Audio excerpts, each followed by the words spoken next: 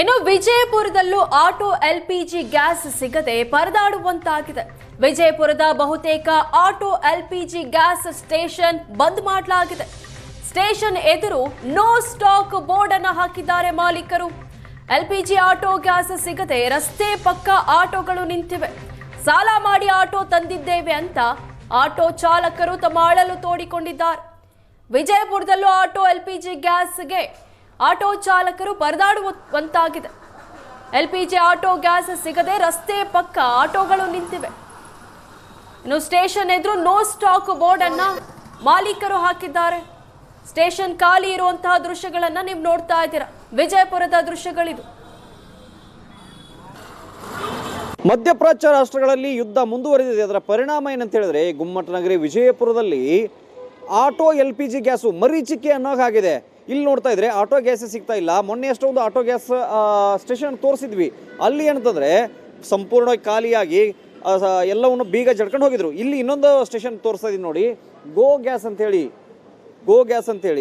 ಇದು LPG gas station. ಇದು ಸಹ ಏನಂದ್ರೆ ಬಂದಾಗಿರೋದು. ಕಳೆದ 3-4 ದಿನಗಳಿಂದ ಇಲ್ಲಿ ಸಹ ಬೀಗ ಬಿದ್ದಿದೆ.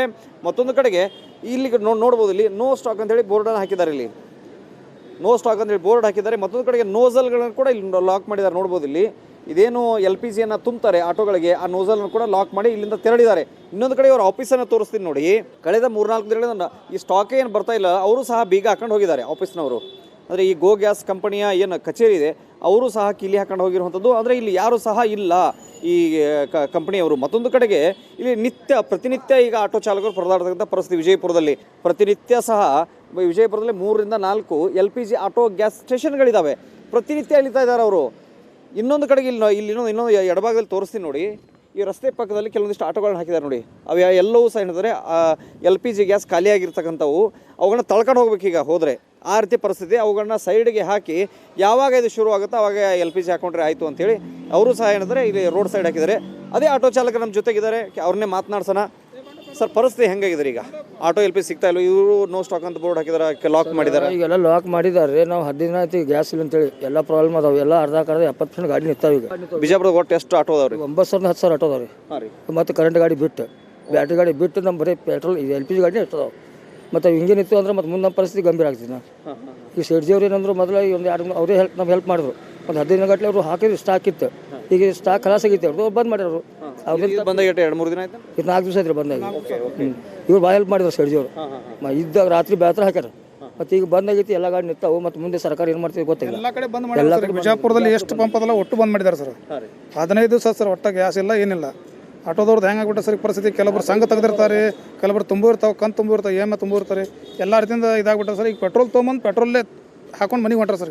ಇಲ್ಲಿ ಸಹ ನೋಡ್ಬೋದು, ಪೆಟ್ರೋಲ್ ತಂದಿದ್ದಾರೆ ನೋಡಿ. ಇಲ್ಲಿ ಪೆಟ್ರೋಲ್ ತಂದಿದ್ದಾರೆ. ಈ ಪೆಟ್ರೋಲನ್ನು ಅಲ್ಲಿ ಆಟೋಗೆ ಹಾಕೊಂಡು ಅವ್ರಿಗೆ ಹೋಗಬೇಕು, ಇಲ್ಲಾಂದ್ರೆ ತಳ್ಕೊಂಡು ಹೋಗ್ಬೇಕು ಆಟೋನ. ಆ ರೀತಿಯಾದ ಪರಿಸ್ಥಿತಿ ನಿರ್ಮಾಣ ಆಗಿದೆ.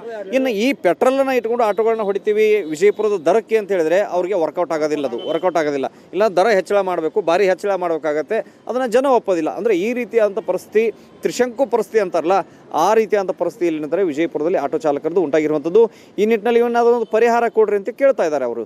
ವಿಜಯಪುರದ ಕ್ಯಾಮರಾಮನ್ ಜೊತೆಗೆ ಷಡಕ್ಷರಿ ಏಷ್ಯಾನೆಟ್ ಸುವರ್ಣ ನ್ಯೂಸ್.